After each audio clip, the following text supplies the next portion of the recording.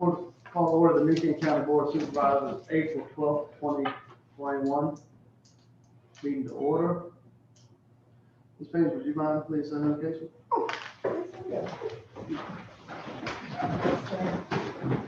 Let us pray. Father God, we just thank you for allowing us to be here this evening. We're grateful for this day that you have allowed us to witness, dear God. And Father, as we go about the business, your business, county business, we ask that you will lead, God, and direct our minds so that every decision that's made will be a decision not only that is best for this county and her residents, but a decision, dear God, that will be pleasing unto you.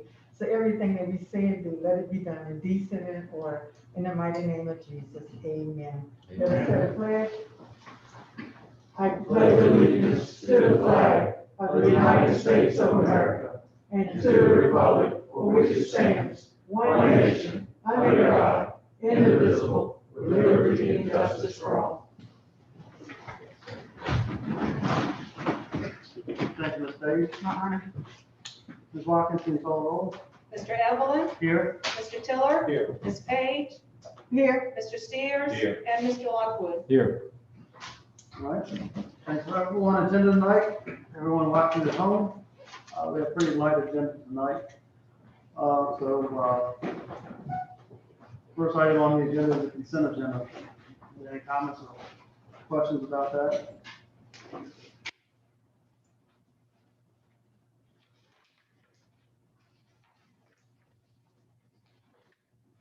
Mr. Chair, we have no discussions, comments, revisions, corrections to the consent agenda. I move to approve the consent agenda and present as presented and that it be made a part of the record. Thank you, Ms. Page. Ms. Watkins, call the numbers. Mr. Tiller, Aye. Ms. Page, Aye. Mr. Steers, Aye. Mr. Lockwood, Aye. and Mr. Evelyn. Aye. Next item is the citizens' comment period. Comments. No one signed up. I'll close that. Citizens' comment period. Next item is the residency administrator's report. See that? All right. You go to the podium there.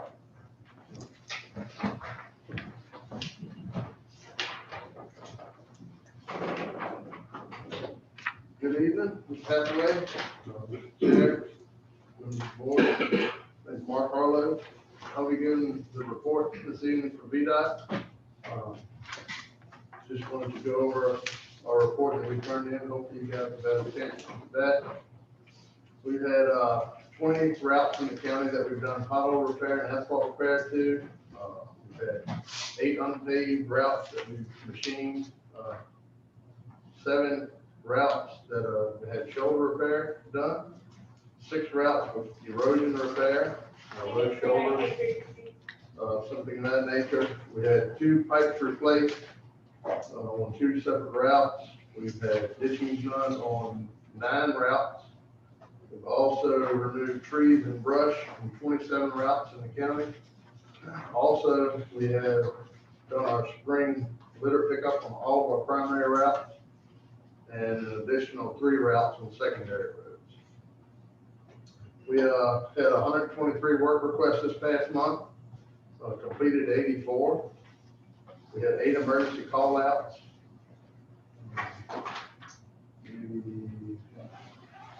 I wanted to bring to you attention, 249, we had some concerns about a dip in the road on 249. That will be getting paid tomorrow. Just wanted to bring that to everybody's attention. There was a failed pipe there back in December. We did a jack and bore with a contract where they bored a new pipe under the road, and we've had some settlement. The area headquarters that went out and did some temporary patching. Weather is broke now, so we've got a contractor coming out to both pave both lanes. That's all I've got. If you got anything? I know it's been a while since we've been here. So. Thanks for being here. Mr. Steers, you have any? First of all, we have our Transportation Safety Commission meeting on Wednesday. Will you guys be there? Yes. So I refer most of my comments to there. Okay. One thing I want to bring up though is 3 or 4 years ago, I asked VDOT to repay Rocket High Road, and I know half of it was repaid, and then the money ran out. Supposed to be repaid the following year, and the snow removal money took that funds away, which I understand that. I understand it's not gonna be done this year either, unless you found a pocket of money That's somewhere. some money. It has been resubmitted for our schedule next year. We're keeping it on the list. As soon as we get the funds, we're gonna try to get in there and do it. I know the area headquarters has been out and they've done a lot of work on the shoulders and they're trying to get the drainage straight. And then this summer, we're actually gonna have those guys go up and try to, patch it up some to help out some. Right. And that's a narrow road, we're very aware of that, but my wife and I were in Charles City yesterday, and I noticed on 618 North Atkins Road, VDOT has come in there and they added just 1 foot on either side of the road. So, I mean, it's been tough to even get you to repave it, so I'm gonna go add to that, okay? All right, with a shoulder wedge. Could you, is that what it's called? That's something that we Which should also, consider. is there something, because that road is heavily traveled by motorhomes, campers, and they're fairly wide vehicles, $200,000 units, and an extra foot on each side of that road would mean a lot.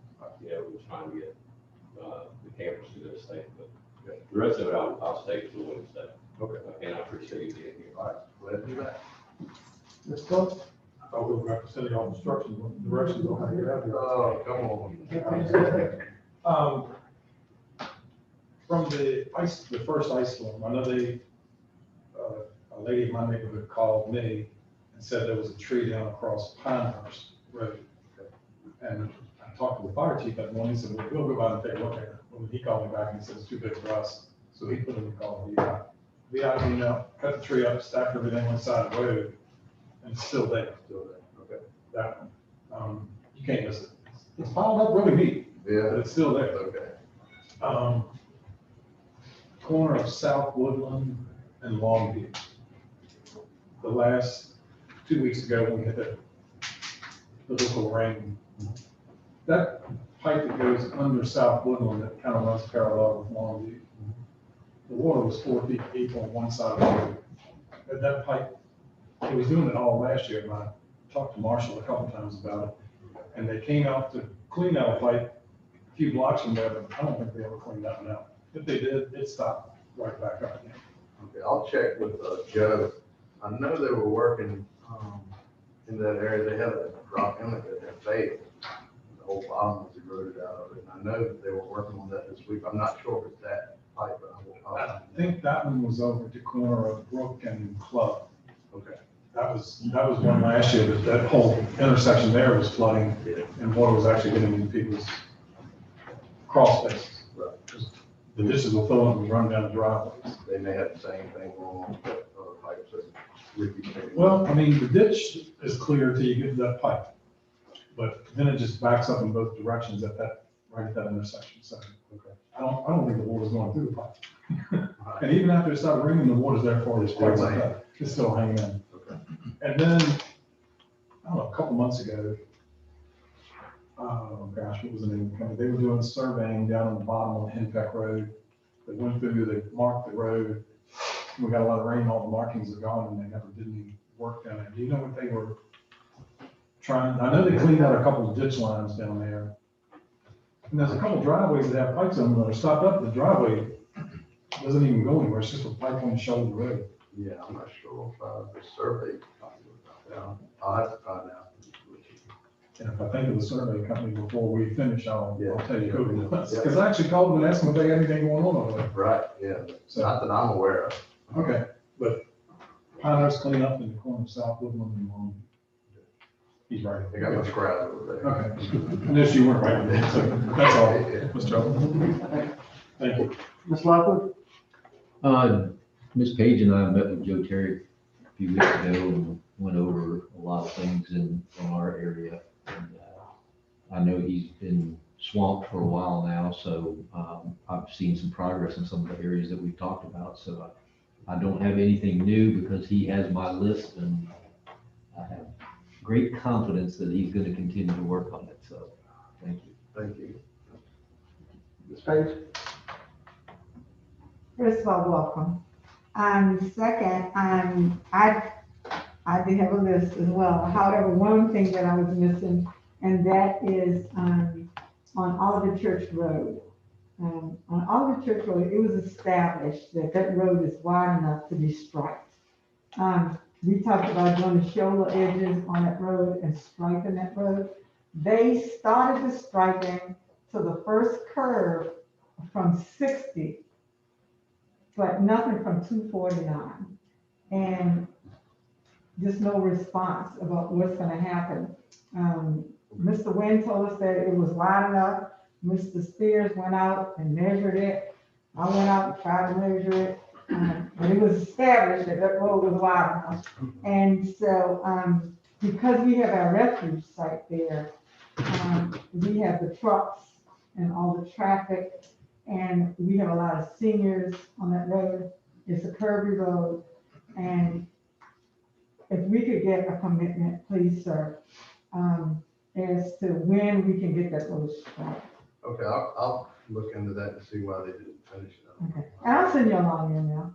Okay. All right. Thank you so much. That's all I got today. Thank you. Thank you, Ms. Page. First of all, thank y'all for getting that ice in on Townsville Road where the water was backing up. That big rain had, it really did help it. The water did drain. Do you got any idea what you think you might pave over that culvert? Now that the weather's breaking, I think Joe and them have got most of the debris up from the ice storm, so they want to look at getting into some of that pavement, that type of stuff. And I know that the Thursday storm wreaked havoc on dirt roads in the county. I got 3 or 4 in my district. Have y'all been able to get any of those yet? I don't know that, I St. know Peter's or, that he did some prior to the storm, so I don't think he's got to any of them since. I know, I saw them. I know St. Peter's got washed out there. Okay. It was a steel trap. I don't know. I've been down there, steel trap. And then 106, whose district that is a mattress and a sofa there. It's been there for about a week or so. I don't know if anybody's seen that. Heading to Charles City on the south side. I mean, that's frightening somebody to do that stuff out there. It's really wrong, but We'll get it. I appreciate If it's it. within the right of way, we'll grab it. Yeah. Well, thank you and welcome again. All right. Thank you for being here tonight and look forward to seeing you next meeting. Thanks for having us. Have a good evening. Thanks, sir.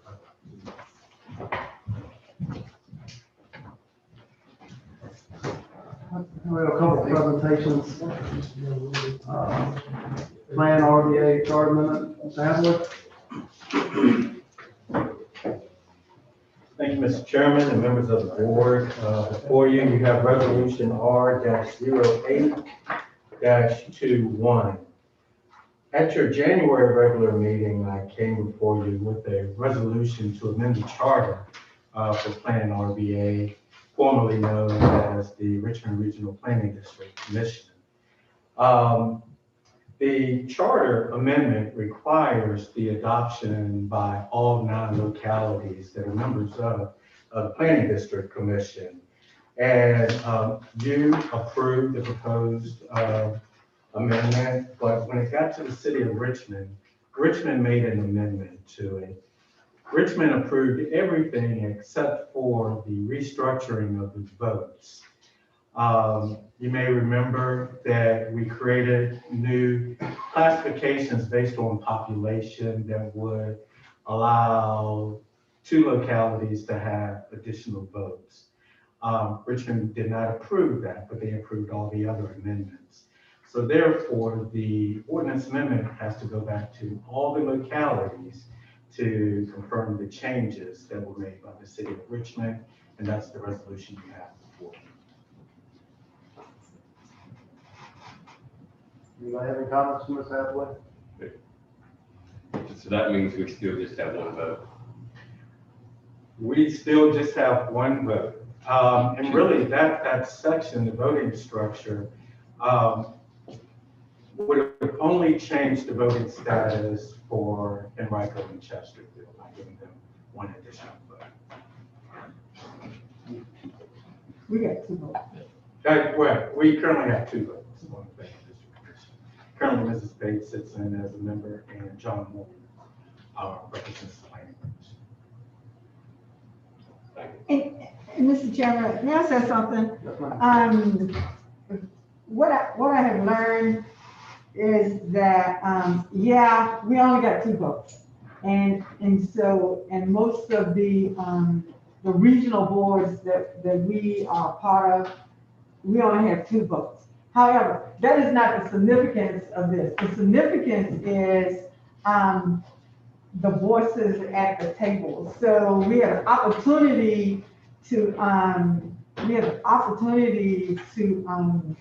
don't want to say campaign, but to join forces with, or to talk to, and to join with other localities, and there are other localities that have 1 or 2 votes.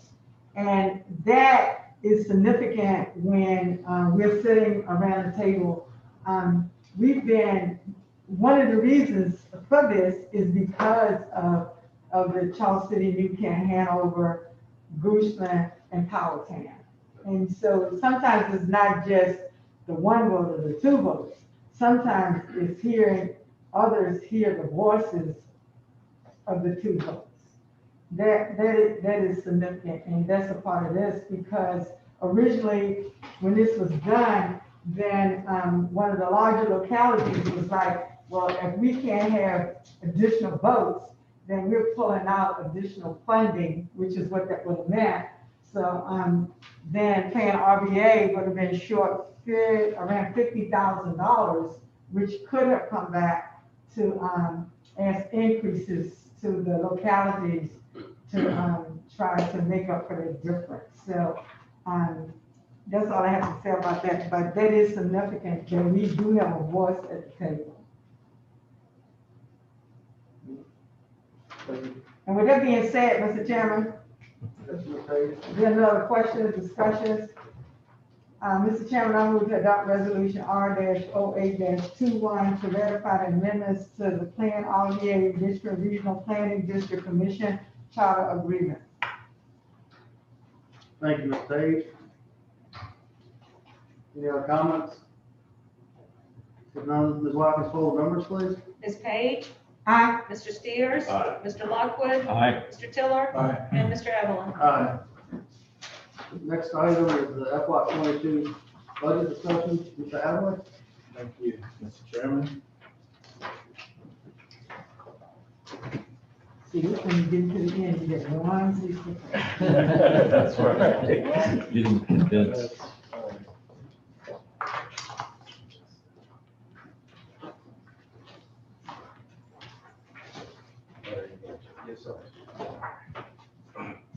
Okay, thank you, Mr. Chairman and members of the board. I am happy to present actually some of the proposed revisions to the FY 22 budget, revisions from our presentation that was submitted back in March. Since my March presentation, we've identified some additional revenue stemming from our real estate tax and personal property tax. As this spreadsheet shows, to the tune of $850,000. We've also have some additional savings, $212,396 in savings from sheriff and fire positions, COLA savings. At our last meeting, our work session, you heard a presentation from our sheriff and our fire chief requesting additional funding for their staff.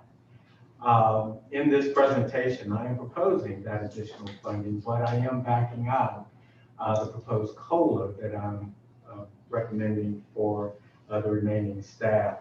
That gives a savings of $212,396. We were notified that we will be receiving some additional funding from the compensation board from the state in the tune of $87,625.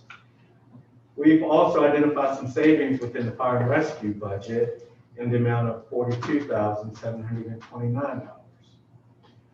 We have at your presentation at the work session, our last meeting, the the sheriff's office presented, and I'm gonna follow up with this, but they presented at the time that they would rather see salary increases as opposed to additional staff.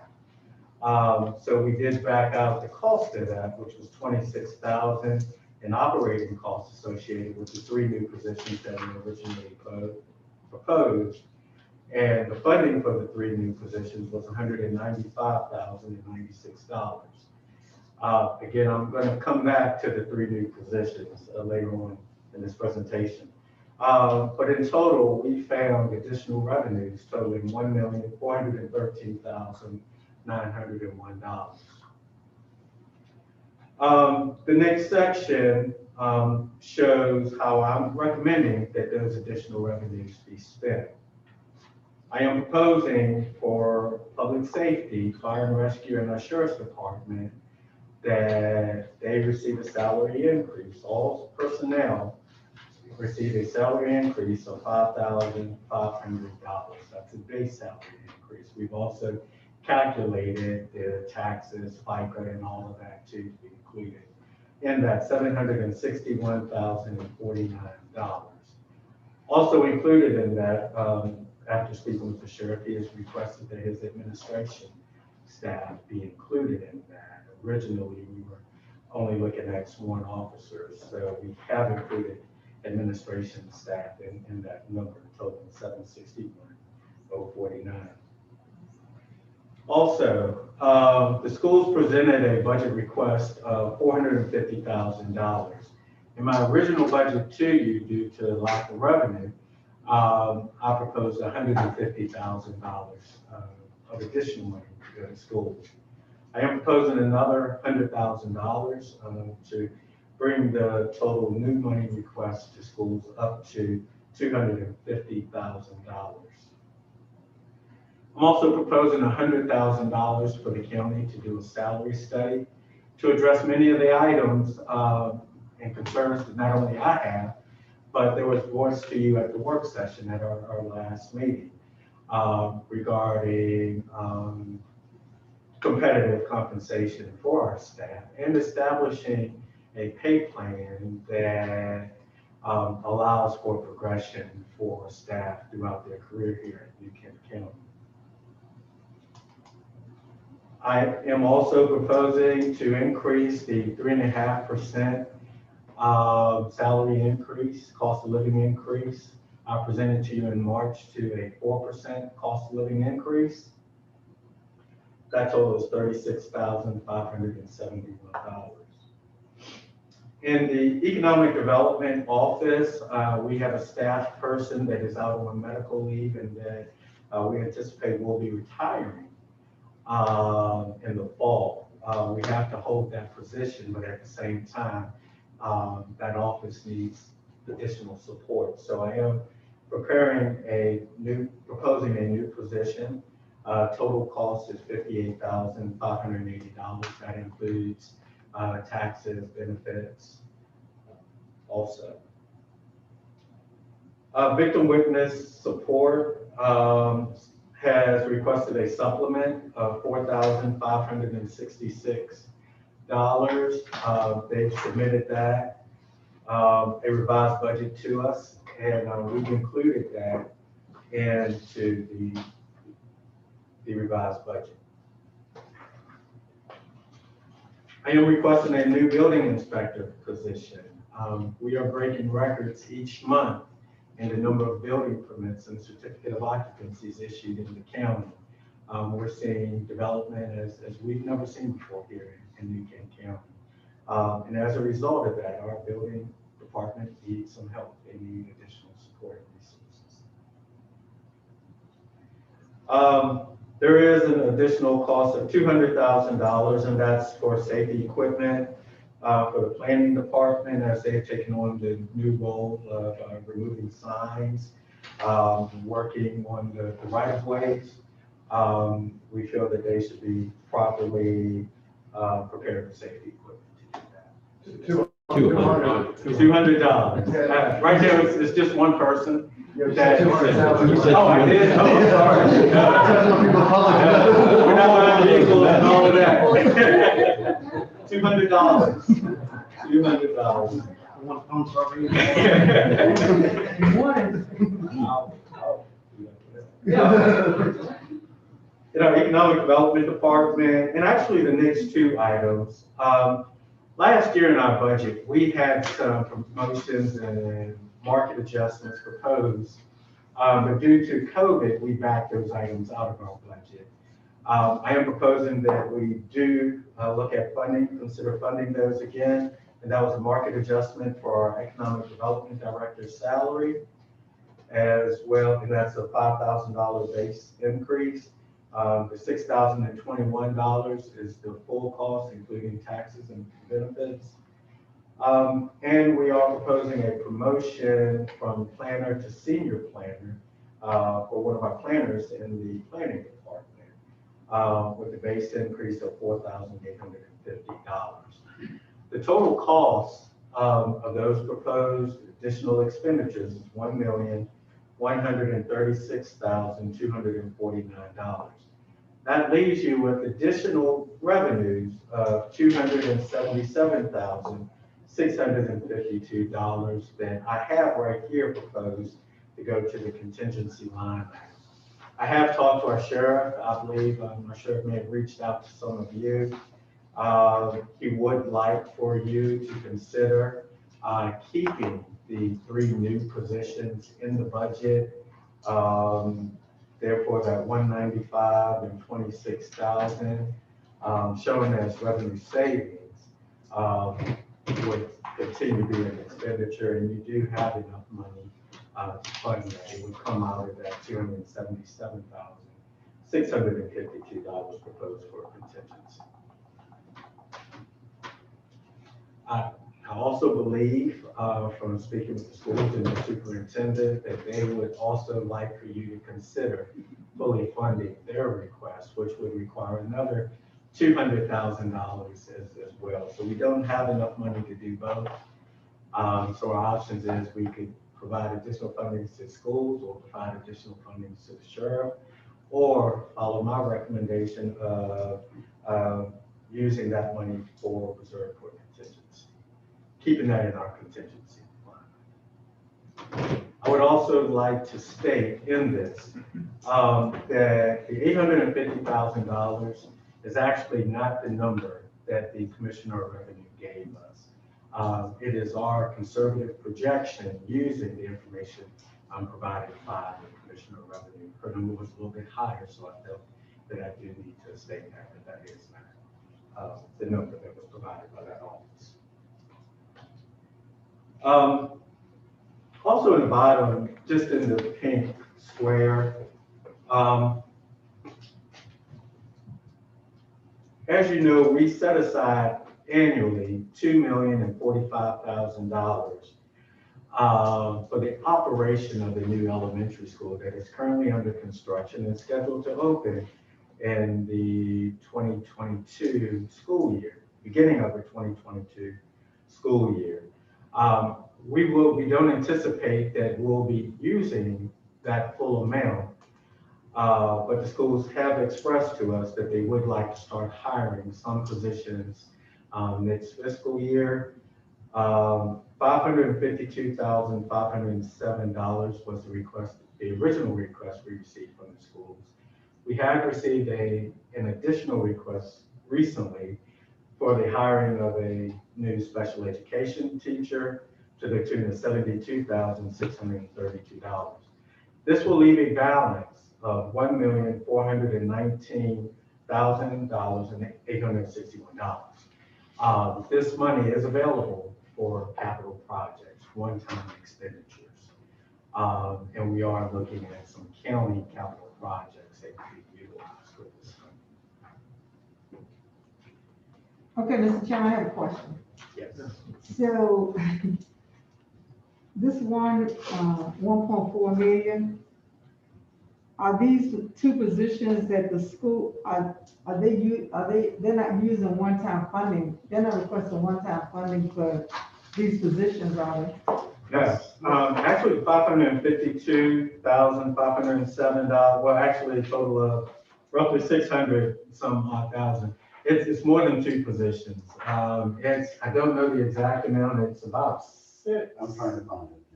But isn't this? But I mean, it's not coming out of one time. No, funding, this will right? be ongoing expenditures, but we're carrying over this $2,045,000 annually. So it comes out, it's deducted from the $2,045,000 This is the money we set aside for operating. for operating, since the school is off, being put off for a year. We end up having this extra one-time money, because otherwise it'd have to be used for operating costs for the new school, elementary school. So And put it's it still all, like that. not this money. Well, one of the things that they're looking at doing is, I believe it's advertised now, a planning principal position to head up the staffing of the new elementary school in planning, and there's some other positions, I think a counselor and some other positions that are also included in that to begin to get that school up and running as far as staffing. So has the school submitted a list of positions or just a No. amount? No, they've submitted a list, and I apologize, I just don't have that list in front No of me. worries, no But worries. they have submitted a list of positions. Yeah. Okay. Yeah, they submitted the retreat. Oh, okay. The positions that they Yes. filled early. Yes. Well, I mean, then I gotta ask. And Yeah. then we have here for what the expenditure is for the sheriff's department. But then here where you have the savings, you have 105 for fire in the blue. That's for backing out the COLA. Since they're getting the additional $5,500, Right here. we're not proposing to give them the 4% COLA. They're only getting the $5,500, which works out better for them. So backing out the 4% COLA, this is the savings that we would get. This is what they would have gotten if we gave them the 4% cost of living increase. So with the sheriff's department, this is for all of the employees. Is that the same for fire? Yes, The savings. yes. Okay. Mhm. Mr. Chair? Like, Mr. Hathaway, I'm just wondering, have we heard anything about how much COVID money is coming through the schools? I know they're still trying to figure all that out. I'd like to kind of get an idea of how much of that funding is coming in and how it's to be utilized over what time period. Because we're looking at, we originally agreed to $150,000, now they're asking for another 100 to bring them to 250. And I know the amount of money they received last year was significant, and they still have some of that. So, From my conversations with the schools, which was a couple of weeks ago regarding this very topic, I believe the number that they gave us was about $1.8 million is what's anticipated to be received as for the schools. We have to be careful with that money because that is truly one-time money. right. And we've encouraged them to look at one-time expenditures that could be spent with this money, freeing up some of our capital dollars. And I believe they've gone through that exercise and may have identified a few items, but it wasn't significant.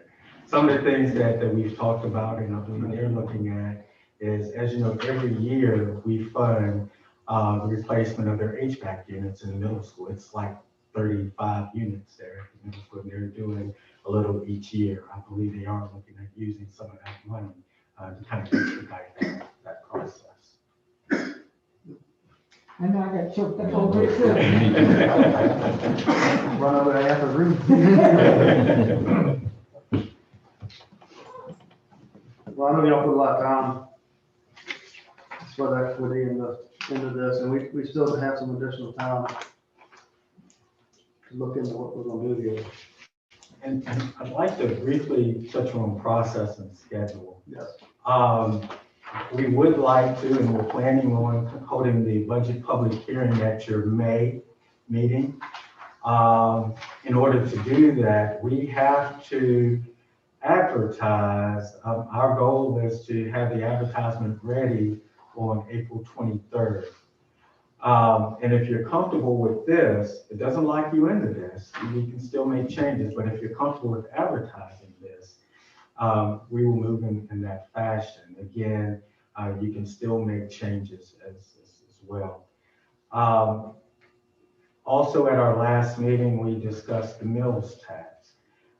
Since the state has increased the maximum, I recommended that we've always charged the maximum mills tax, that we increase our maximum as well. We will advertise, our plan is to advertise that as well. Doesn't lock you in at this point. You can always back down or just not do it. But we would like to advertise that for public hearing.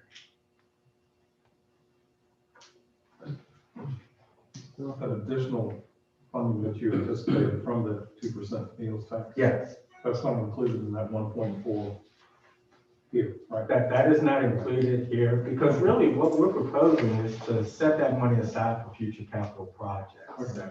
We would collect it, but there's no plans to spend it. It would go to a set aside account for future capital.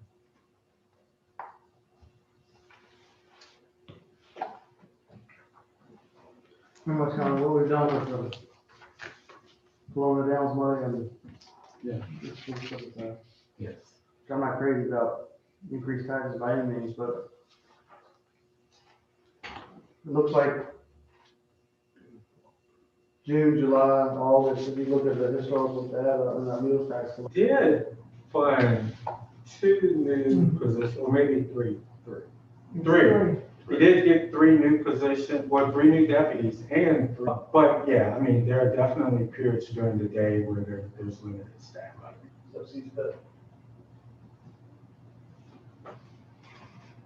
No, you need to advertise over here, and you just need consensus, okay. All right. I'm a little And I shocked. promise you that there will be.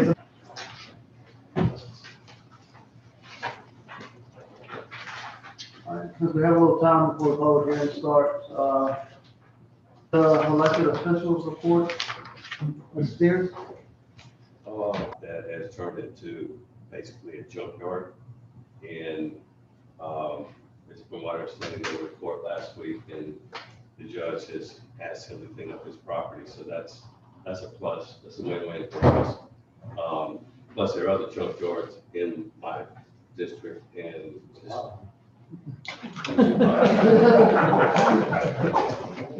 yeah, sometimes the province board just refers to it directly with the county. But we're in the process of trying to clean it up, and this is just a start. And trying to beautify province boards. And that's about it. Thanks, sir. Thank you, I know you've been working on that for a while. A long time. Ms. Stokes? I'm good right now. Thank you. Ms. Lockwood?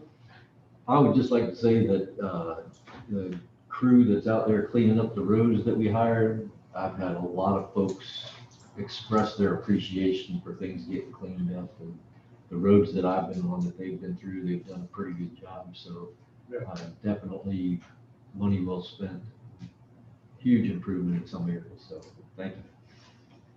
Follow up to that, you know, if we clean these roads, citizens out there, please try to keep your trash, you know, in the bags, tied up, and they're going all over the road, because I agree with Ms. Lockwood, it does look a lot better, but I'm very surprised that they are doing a good job. They were in my district last week, okay, so. Ms. Payne? Yes, sir. Sadly enough, I would like to extend condolences to the family of James Moody, a neighbor and a constituent that was the owner of Moody Logging in our county for over 40 years, employed numerous county residents, and he worked diligently to help young entrepreneurs to get started. And he said would like to send out our most heartfelt sympathy to their family. and during this time. And to my neighbors that I just grew up with and just love dearly as family. So just sending those condolences up to that family, the Moody family. And then extending an invitation to all of our residents that if you're interested in our local government and being a participant on our local boards, especially in District 3, always looking for fresh eyes, always looking for vision on any of our boards. We ask that you go to that kind of website under government, and it has local boards, and you can read up on each board, the terms on the board, availability, and what the boards do. So we ask that to get involved because New Kent business is your business. So what better part than to be a part of a positive change for our county. And then I'm doing a COVID clinic, which New Kent is rocking and rolling thanks to our staff, administration, our staff. This week, the announcement that we are getting Johnson & Johnson on Friday is exciting. Have reached out to area churches, so thank you to the churches for getting the message out to your congregation that here at New Kent, we are trying to take care of our own and trying to keep everyone as safe as possible according to the guidelines of the CDC. And so you can come get your vaccination. You have the opportunity to see Mr. Steers there. So what a great opportunity in itself, other than to get that vaccine. And it will all be done at our beautiful New Kent High School, which to my surprise, Mr. Evans, a lot of our residents didn't even know where the New Kent High School was. So what an opportunity to explore this county. And so just thank you for that. I have very positive news about 64, and it doesn't take much to make me positive, and that is, I think I have a liaison that has written a book about the importance of I-64 widening from the peninsula to 295. And not only has written a book, but has several letters that he has sent to, as recently as last week, to the Department of Transportation, Secretary Valentine. So I will be sharing that information with you, Mr. Hathaway, and talked to the fire chief already, talked to Sheriff, and we will be copying those letters, and we will be petitioning a reversal of the smart scale decision to knock us down, so that we can make that highway safe. They have no idea about the number of accidents. Don't even talk about the weight on that highway. But not only that, if we had hurricanes in the peninsula, then how would they get through New Kent? How would they get through New Kent? So as always, that is our continual fight for I-64 widening. And with that being said, that's all I have. Thank you, Ms. Davis. Did you ever think you'd get excited about a book about widening? Did I ever think I would know what it meant, right? Between that and budget, I mean, what more do we want? Thank you, Ms. Davis.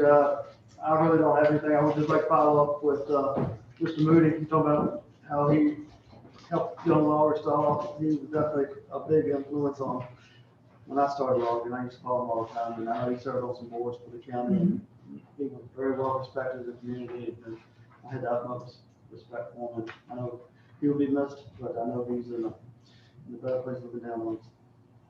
And with that being said, staff reports, Ms. Hadley. Yes, Mr. Chairman, members of the board. At your seats, you'll have a folder. You should have a folder in front of you. This folder has several documents that will be presented to you by our Human Resources Director at your work session this month. But because they're lengthy, we wanted to give you additional time to review them. So we wanted to hand them out tonight. Those documents include a new proposed safety manual that we'll be asking you to adopt, as well as amendments to our employee handbook, also amendments to our CDL policy, and our look-back policies regarding the Affordable Care Act. And there's a cheat sheet on the front of this document that lists, for the revised documents, where all the changes are on this document. And I assure you, these are very important documents. At the end of February, we received a surprise inspection by the Department of Labor and OSHA, which is the state's version of OSHA. They showed up at our Public Utilities Department. One of the first things they asked for, and I say it's a surprise because very rarely do they just show up. Most of the time, they show up after there's been some type of accident, and a big significant accident. But one of the first things that they requested when they showed up is they wanted to see our safety manual. We were very fortunate that we had this in draft form at the time, and we were able to provide them with this document, and they understood that we were working through it and looking to move forward with adopting this or some version of it. And we ended up receiving no findings, which is very rare, because that's what they're paid for, to find stuff. Just several weeks ago, I got a call from another locality in the region where they showed up unexpectedly, and they did not have a safety manual. So they were scrambling, trying to put one together. So I do feel like we're ahead of the game. I do want to thank our Human Resources Department. They've done a great job, and all of our directors that's participated in this process too. But just wanted to bring that to your attention that we will be presenting this at our work session this month for action. Also, the last item I have is our strategic plan.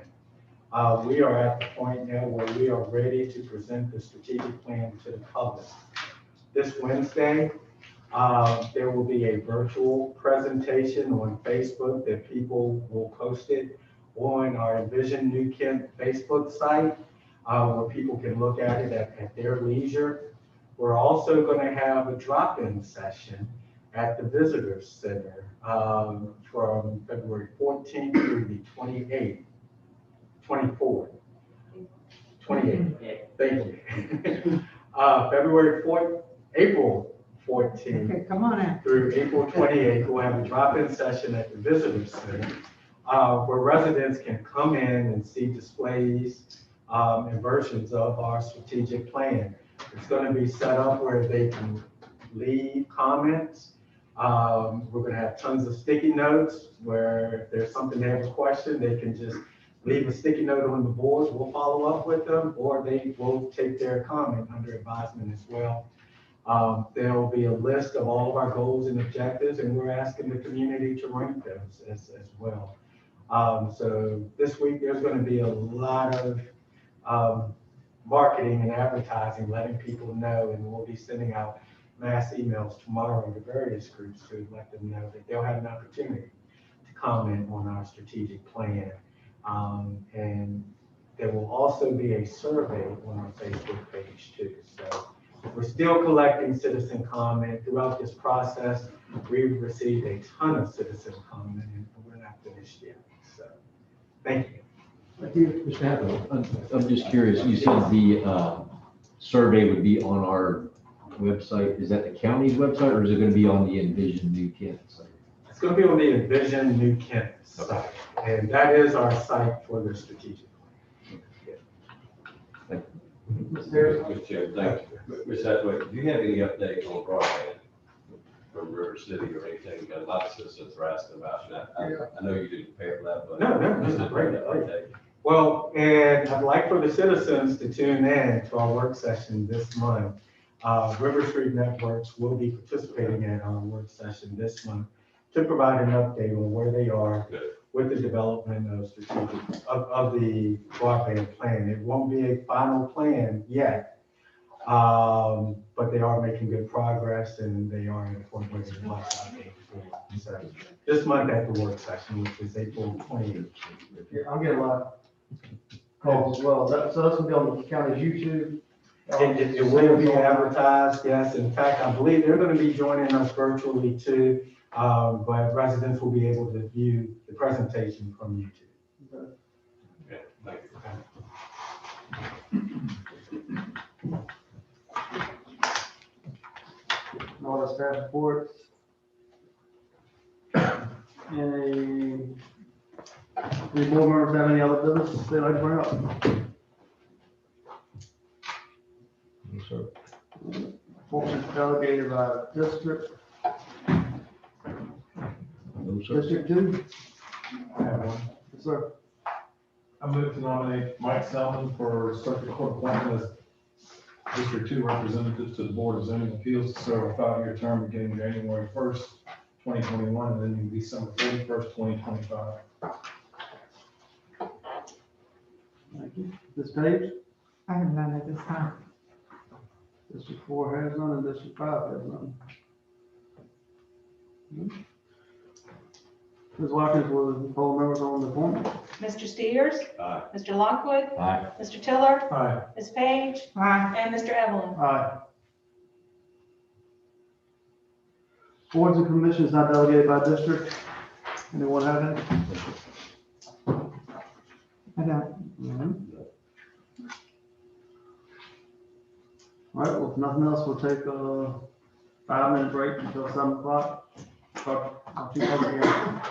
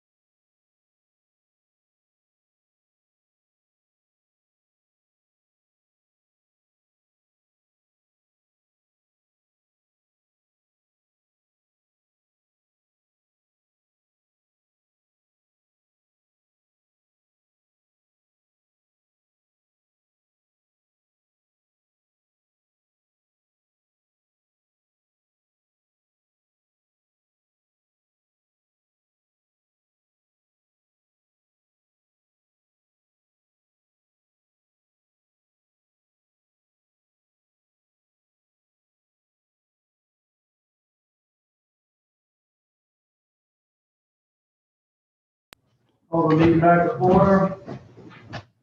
We have 2 public hearings tonight. First public hearing is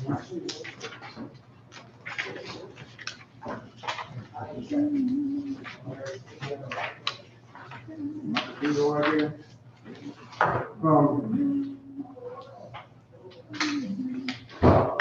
ZM-01-21, James and Timothy Wooten, rezone application ordinance O-06-21. Ms. Luther, Thank you, sir. Good evening, everyone. Just going to give a brief overview of the case, and James Wooten is here tonight. I believe he'd also like to address the board when I'm finished. James and Timothy Wooten have requested the rezoning of approximately 78 acres of land from C1 conservation to A1 agricultural. The subject property is located just to the north of 18140 Polish Town Road and is accessed by Woody Lane. The rezoning to A1 is requested in order to allow the property to be evenly subdivided between the 2 brothers while keeping the property in the AFD program. The parcel is used for timber production, as is most of the land in the immediate area. The C1 zoning classification prohibits subdivisions of any kind. The future land use map designates this area of the county as rural lands. The designation of rural lands is the most extensive designation on the land use map, representing the majority of land contained within the county. Rural lands are intended to include low-density housing in cluster or open space developments, or on large lots not intended to be served by public utilities. All adjacent properties are zoned A1. The application was reviewed by VDOT, the Sheriff's Department, Fire and Rescue, and the Environmental Division. None of these agencies had any comments. This rezoning will not contribute negatively to the county services. Staff recommends approval of application ZM-01-21. The Planning Commission considered this application at their meeting on March 15th and voted unanimously to send a favorable recommendation to the board. I'll let Mr. Wooten to speak. Would you like to speak? Okay. I'll come over there? yes, sir. Okay.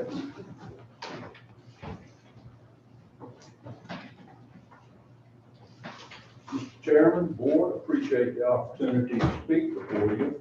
I hope you got a chain of emails relative to this, and if you read them, then I think they can speak better to the issues that I would like for you to consider than I can, because I'm not as nervous when I'm writing something. Don't worry, you're fine. But at any rate, I'd just like to highlight that it doesn't seem, and I'll read part of this, it doesn't seem feasible that an ordinance would put such a financial burden on siblings who jointly inherit a piece of property and want to divide the property out of joint ownership and still maintain the AFD status. Every problem about this piece of property seems to be rooted in the C1 classification, which you've read the minutes of the 2005 meeting. It details how that came about. And personally, I think it was a mistake because the land was never sold to a realtor. It was a swap. My father swapped a piece of property he had in another part of the county for that piece of property in Chesapeake. So they had a board meeting, resolved to do it, made up a deed, that was it. Nobody knew anything till, let's see, we had owned the property for 26 years before anything about zoning ever came up. During that time, it had been divided twice, and 2 separate building permits were issued several years apart.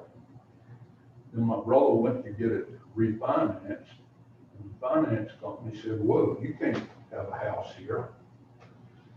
And that's what brought about the zoning request in 2005. And in hindsight, we, meaning my family, should have kept pushing that and got the other remainder of the parcel rezoned at the same time. But I share with Ms. Leduc that That didn't happen because my brother didn't want to push anything. He was scared to death that he was going to have his home among the call. So he didn't want to push anything with board of supervisors, so he didn't pursue the remainder of that property. So here we are now, my mother passes, she leaves us the property, and we think all we gotta do is get a surveyor to, here's your half, here's my half. No, it doesn't work that way. We already put in like $5,800 for this application. I'm asking the board, pass a resolution to waive that. I hope you can. And I hope you can do what you have to do with this ordinance to allow us to separate that property, change it from C1 to A1, do the separation without having the burden of all that financial burden.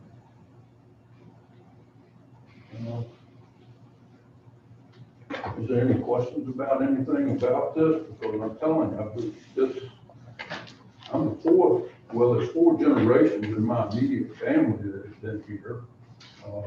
If my grandson get off dead soon, it could be 5. But either way, we've been here a while, we're not going anywhere. So we're not trying to, circumvent anything in the county or do anything except have our property in each of our names for our children. And I thank you. Anybody have any questions? So what we're doing here tonight is, it's in C1, I guess it's Old Chesapeake land, whatever you, and you're trying to get it to A1. Yep. Tonight. And if I read some of this right, I'm not sure that C1's even a classification, does it? Mr. Homewood says his department didn't even know it existed. Yes. Well, in the minutes of the 2005 meeting, that's what Mr. Homewood said. So, I mean, we've never received any benefit from it. Mr. Crump stated as Commissioner of Revenue that he never recognized any tax difference between C1 and A1. So we've never received any benefit from it being C1. We never even knew it was C1. Well, it's taxes, it's commission out here, it's tax conservation, correct? Should be. How can I say the tax rate? I think the tax rate between C1 and A1 is relatively close, Right. if not the same. Most times people, I guess Chesapeake put it in conservation, I think, they got all that land for tax reasons, because this is Old Chesapeake land, is that correct? Yes, sir. Yeah, that's who he swapped with, was Chesapeake Corporation. Because I know they had a lot of land in conservation throughout the county. If I may, Mr. Chairman, Yes, sir. in the 2005 minutes, it says Commissioner of the Revenue John Crump stated Chesapeake had their land in C1, which was not recognized by his office. That's why Chesapeake came back to the Board of Equalization and wanted to change it. And that's when they started selling off their property. Mr. Crump stated there was no difference in the value between land zone C1 and A1. The tax rate for C1 zone land is the same as A1.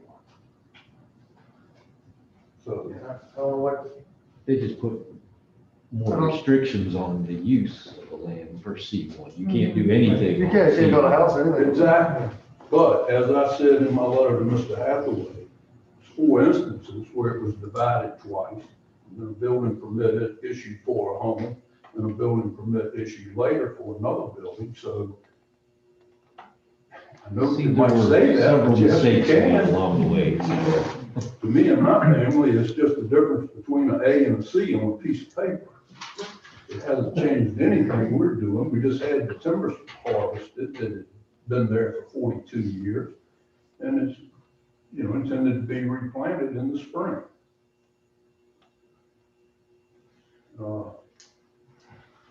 So our land use has not changed. Anybody have any comments before we open the public hearing? Thank you, Mr. Weaver. Well, thank you.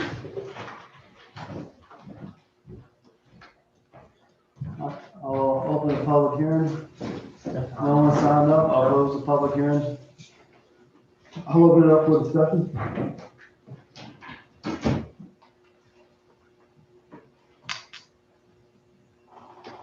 Mr. Chairman, it seems like a lot of mistakes just reading back through those emails were made along the way. And I think it was just nothing more than oversight and assumptions that weren't followed through. So I think it would be good for us to move forward and accommodate this change from C1 to A1. Since property had already been at least somewhat developed with the structure being allowed while it was C1, I think everybody assumed along the way that it was A1. Nobody just followed up on it, so. I would agree with that, Mr. Lockwood. Mr. Mr. Chairman, I mean, I agree with Mr. Lockwood and reading back over the minutes from the meeting. And I can't believe I'm reciting something from Mr. Homewood. But I can't shut on that. But he did state that the board could choose by resolution to sponsor an application to rezone that piece of C1 property. He further stated that he suspects that this was not a result of an error in zoning, but an error in perception over the years. But I agree, I just think it was a mistake, and I don't think the family should have to pay for it. Just my opinion. I don't have any issues rezoning it, but I think once we start, unfortunately, once we set the precedence of, you know, we have advertising costs and everything into doing this, we kind of have some costs in it. So, I completely understand where you're coming from, I just think it's another steers, makes when I say that, but it's the precedence. I do, I really do. But, Well, the other part of that too is, you know, you guys have known since that refinancing time that this was C1 property. Is that correct? Mr. Reed? Yeah, I guess maybe we thought, based on the comments, that we're getting ready to have a rezoning, and that's the opportunity to change it, that was going to happen. And that's just being naive, because no, it took 3 years for that to happen. But the way those minutes read, and I guess the way we thought was, well, this is going to be changed because they're getting ready to redraw the maps. I mean, that's what it said. Then yeah, we do bear some responsibility for not aggressively pursuing this, but I don't know, the difference between C1, A1 didn't have any meaning. But we still don't intend to build any houses or anything like that. In my family, me and my brother, we'd be glad to pay ever what cost the county has incurred because of this, ever what the advertising cost or the actual cost. But to pay to me, it seems like we're paying a fine. When you say, oh, $40 an acre to consider this rezoning, that doesn't even make sense to me, to tell you the truth. It would if I was going to realize something out of it. But all we've done is harvest the timber crop and we're planting another one. So yes, I submit that ever what the true costs are, that's reasonable. I think that's fair. all right, and Mr. Chairman, if there's no more discussion, I move to approve ordinance 0-06-21 without the waiver fees. I didn't hear the last part. Without the waiver fees, well, as presented. or as presented. All right, any discussion? Ms. Rogers, call the roll. Mr. Lockwood, Aye. Mr. Tiller, Aye. Ms. Page, Aye. Mr. Steers, Aye. and Mr. Evelyn. Aye. Second public hearing. ZM-02-21 and CEP-0221. David Adams, Andrew, and Tanner and Shannon Russ rezoning and conditional use permit ordinance dash O-07-21 and resolution dash R-07-21. This is good. Thank you, sir. And I'd like to let you know Mr. Adams and the rest are here tonight too, so they'll have a chance to speak. After I give a brief overview. Mr. David Adams, Mr. Tanner Rust, and Ms. Shannon Rust have requested the rezoning from EO Economic Opportunity to A1 Agricultural of approximately 37 acres of land. The applicants have also requested a conditional use permit on the same parcel in order to construct an equestrian facility in the future. The subject property is located just north of 7210 Olivet Church Road. The parcel is surrounded by A1 properties and the farms of Kent PUD across the ravine to the west. The intention of the applicants is to first construct their residence and barns with the equestrian amenities coming at a later time. Their plans include conversion to pasture land, horse boarding, and a riding arena. The future land use map designates this area of the county as rural lands.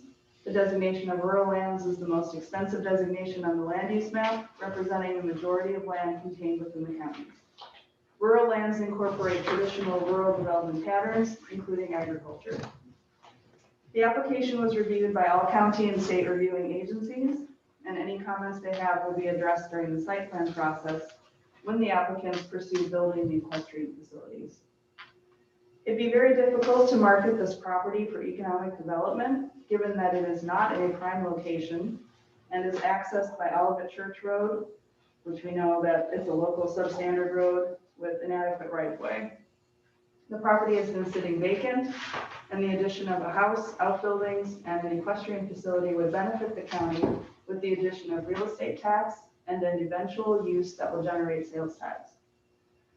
The standards for review of conditional use permits are set forth in section 98-744 of the county code and are listed in your staff memo.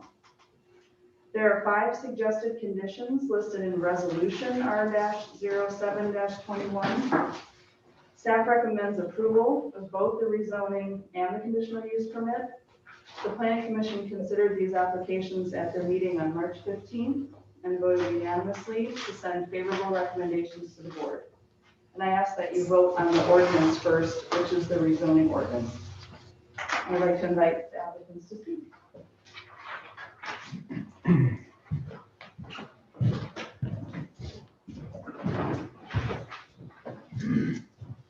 Chairman, board, thank you for having me.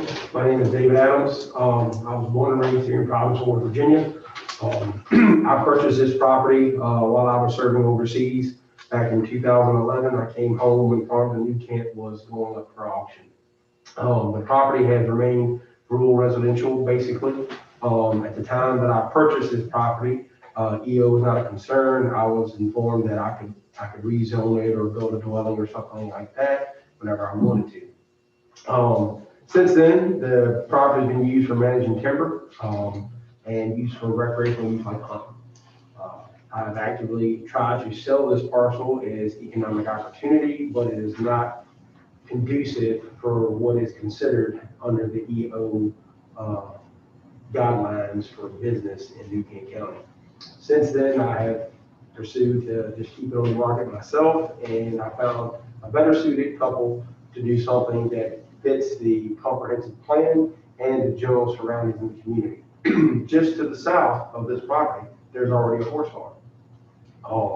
And if you look around the community, there's several. I think a horse farm, equestrian center would be exactly what New Kent County looks to have, that green vision of keeping a rural community that everybody loves. Right. That being said, that's it. Anybody have any questions? Any questions? Comment? I do. Ms. Page? So we want to change it from EO because it's not suitable for business, but then we want to open a business. So, yes, ma'am. So as the EO stands, and Ms. Ledoux, correct me if I'm wrong, the horse riding arena or the facilities are permitted in EO. Mm-hmm. However, you cannot have a single family dwelling in EO zone property. So we're having to rezone it to A1 so they can build a residence to live there and then ask for a conditional use permit or special use permit to get the equestrian center that is not authorized in A1. Which is kind of weird, since it's a agricultural use, but this is where we're at. So all that was farms and they land back in the day, that they sold it at auction, it was all economic development tied together and they had grand plans. And like I said, that road, you mentioned earlier, that, I mean, the big art for, I mean, big business or anything to go down all the church road is kind of. Unless y'all know something that I don't. A lot of times that's the case.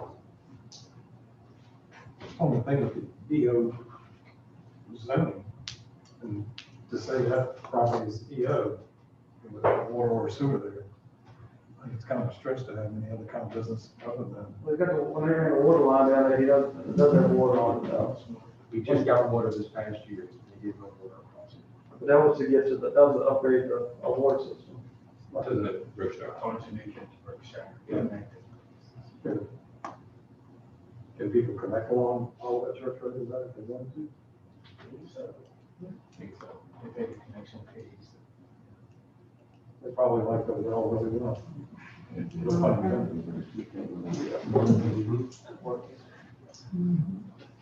Anybody have any other comments?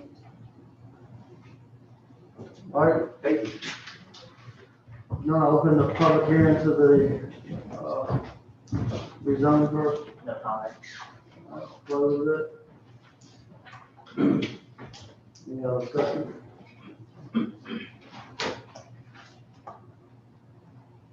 Okay, motion. We're just approving the rezoning first. Mr. Chairman, Yes, sir, Mr. I move to approve ordinance 0-07-21 for rezoning. Any comment? Ms. Watkins, poll the number. Mr. Tiller? Aye. Ms. Page? Aye. Mr. Steers? Aye. Mr. Lockwood? Aye. And Mr. Evelyn? All right. And now, resolution R-07-21. Mr. Chairman, Yes, you know, public hearing for that. So that's okay, both of them? Yeah, I think we just had the one. Okay, so, We can vote on the conditional permit stuff. With this one, we have. does the applicant have any, do y'all have any comments on the CUP? I don't know if I have any comments. Do you have any questions in regards to the equestrian program or the equestrian center? It was pretty well laid out in the presentation. What was the five, Ms. Ledoux? looking through it, I couldn't find the 5 recommendations for the conditional use on that. Conditions? It's all in there. Yeah. Maybe I missed it. You missed it. Page 93. It's way down Page there. 93. Yeah. I know I had to do an ordinance and a resolution. What size is it? Okay. All right. Did you see it, Tom? I didn't. One says on page 93. I don't have that one. Okay. It came up on 116 on mine. All right. So, any discussion? Ms. Spears, you have a motion? yes, sir, Mr. Chairman, I move to approve resolution R-07-2. Any discussion? Ms. Watkins, poll the members. Ms. Page? Aye. Mr. Steers? Aye. Mr. Lockwood? Aye. Mr. Tiller? Aye. And Mr. Evelyn? There's no other business? Yeah. Ms. Spears? Mr. Chairman, I wanted to bring up one other thing is, you know, I saw about cleaning up the junkyards in my district, and it's not just in my district, but we have a lot of residential areas that have just become pretty much junkyards. And has the county looked into recently, maybe passing some kind of county ordinance for a blight ordinance or anything like that? Or what all's involved in doing that? Actually, that is something that we've been discussing at a staff level, and we do have a blight ordinance that is drafted. If you would like, we can present that to you at a future meeting. But the reason I have a residence in my district that, is in a neighborhood, it's zoned A1. But he just turned his front yard into a junkyard, and it even has, old refrigerators in the front yard right next to the road. And that's so dangerous, especially kids in the neighborhood, if they got entrapped in that refrigerator. And there's really nothing we can do. I'd ask the fire chief to look at it, or the fire marshal, he says they have jurisdiction over businesses, but not over residential. So there's really no way to go. I personally typed up a nice little letter, sent it to him, and asked him to clean it up, but, you know, that was just past Saturday, so I'm not sure he'll. So I can't deliver it. No, we have a draft, so we can present that at the upcoming work session this month. I know we looked at that, I'm the old one now, we looked at that years ago, when there was a lot of, I mean, times definitely changed, but I know there was a lot of, you gotta be careful how you Well, play that. I know where you stand, Mr. Chairman, but, you know, No. I believe people have personal property rights, but when your personal property rights next door to a house is only 15 feet away, and if this house catches on fire, his house is going too, I think that's infringing on the rights of other people. Okay, we'll bring it to you, we'll put that on the April agenda. The work session. The work session. All right. Next regularly scheduled meeting of the Board of Supervisors will be held at 6 p.m. on May 10th, 2021. And the next work session will be held at 9 a.m. on April 28th, 2021, both in the courtroom of the historic courthouse. So, we'll still be in here? Yeah, right now, the first phase of the HVAC project is scheduled to be complete on May 4th.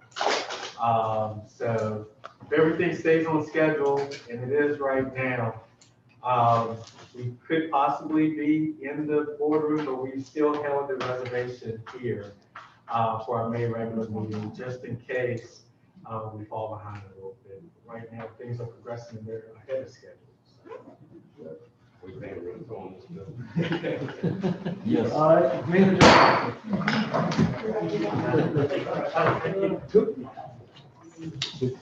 Good luck. Thank you.